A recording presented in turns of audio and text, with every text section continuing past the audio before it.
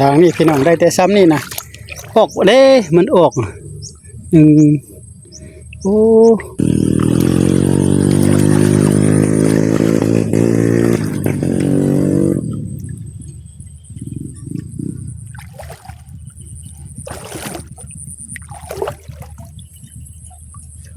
บ้านนี้ได้หลายอยู่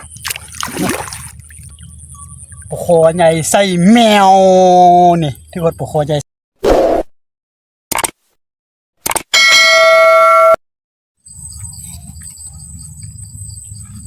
สบายดีพี่น้องเพราะจันออกมาบนสถานที่หาปลานะจะมาใส่มองลัดมองนี่แหละนี่เป็ดก็ยังมีอยู่ร้อยไปร้อยมาอยู่พุ่นเอาจันใส่ลัดมองพี่น้องเลยมองอยู่ในถุงนี่ละสองด่างเด้อเอาด่างมานะพี่น้องวันเมื่อก่อนเบาจันเคยมาเด้ถ้ากันจะมีป่าอยู่ว่ะพี่น้องเลยน้ำก็แห้งหลายแท้เดี๋ยวเห็นปลาออกปลาบ่นอย่างนั่นเป็ดก็อยู่พุ่นพี่น้องเลยเขาจะไปรัดอยู่พุ่นเลยวันนี้นะรัดอยู่บนเป็ดนั่นแหละไปเบิ่งก่อนพี่น้องจะได้ปลาอยู่บนน้อพี่น้องแบบนี้นี่จัก10 ตัว20 ตัวนี่นั่นเป็ดนั่น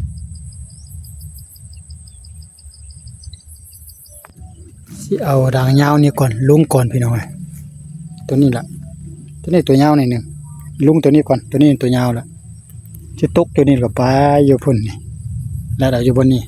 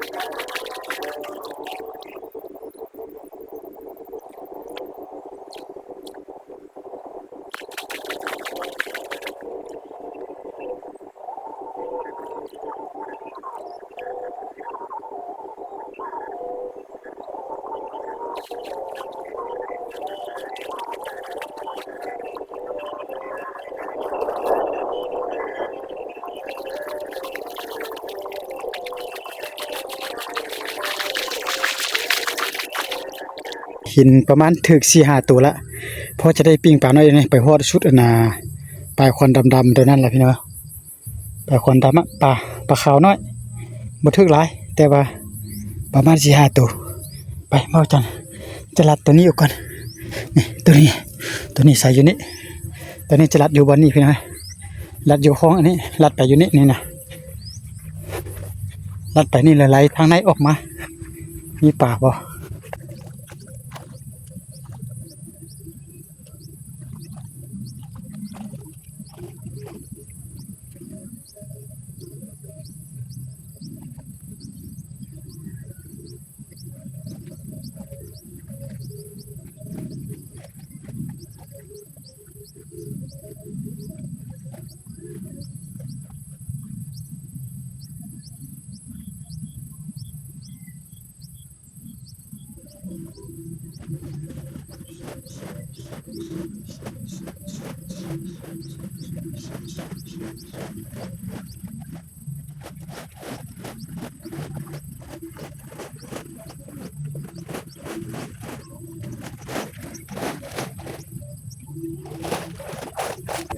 นะเนาะมันถึก4-5 ตัวอยู่ตัวว่า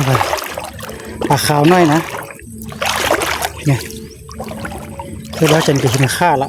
มันออกแล้ววะคือบ่เห็นคืออยู่ใส่ละคือบ่เห็นถือละนะ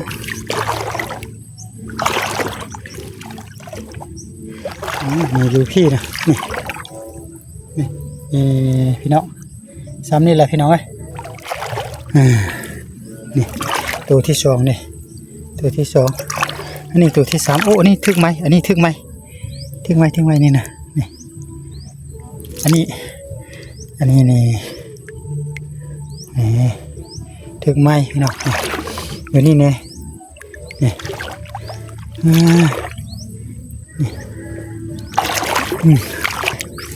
นี่นี่นี่ต้องได้ค่าได้ป่ะเนี่ยก็จะมีค่าแล้วพี่น้องนะอยู่นี่มี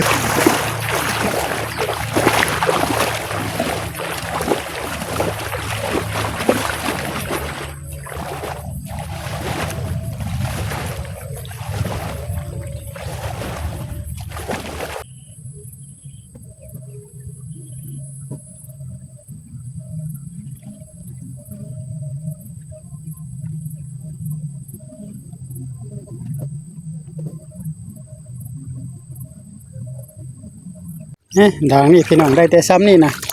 ออกเด้มันออกโอ้ป่า6 ตัว7 ตัวโอ้นี่7 ตัวพี่น้องอันนี้ประมาณ8 ตัว9 ตัวออกละนี่ได้ซ้ำนี่บ้านที่หนึ่งเอาคนญาติเอาปลาออกก่อนพี่น้อง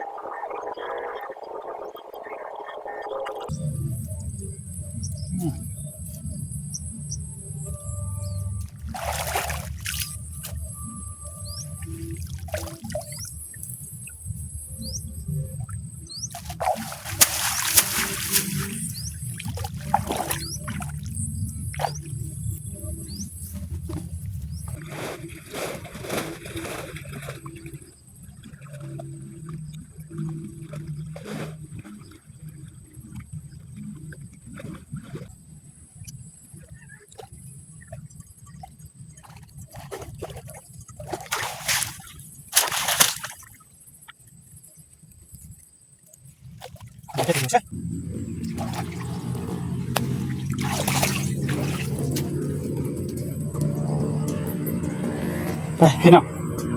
พาพี่น้องไปใส่นี่จะตัดตัวนี้ไปอ้อมเอานะเกาะน้อยนะตัวนั้นบักได้ไปพี่น้องตัดเอาตัวน้อยนี่เอามองน้อยนี่น้ำแห้งหลายโพดพี่น้องฝนจะตกช่วงนี้เลยเกิดน้ำแห้งหลายบุ้มไหมเป็นขอบสูงมัดอันนั้นน้ำใหญ่ชั้นนี้จะมาไว้กับมาบ่มาแล้วกับแม่บ้างเขาเจ้ากับมาหลายคน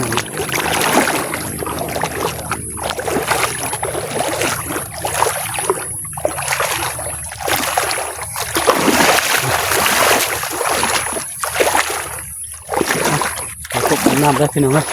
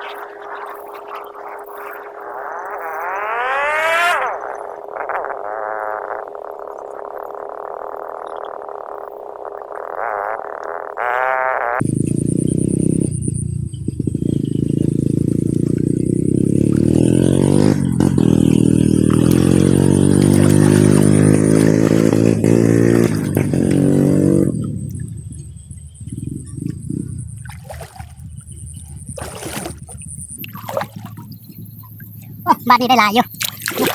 บ้านนี้เอาละอ่า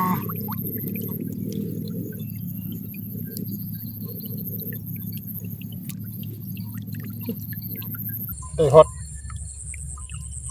ปกคอใหญ่ใส่แมวนี่ที่ฮอดปกคอใหญ่ใส่แมวนี่เห็นบ่นี่เอาก่อนนี่ได้อยู่1 2 3 4 5 1 2 3 4 5 6 7 8 9 ตัว10ตัวนี่ผลงานเฮาหามื้อนี้นี่มีปลาคอใหญ่ใส่แมวตัวหนึงนอกจากกับแม่นะ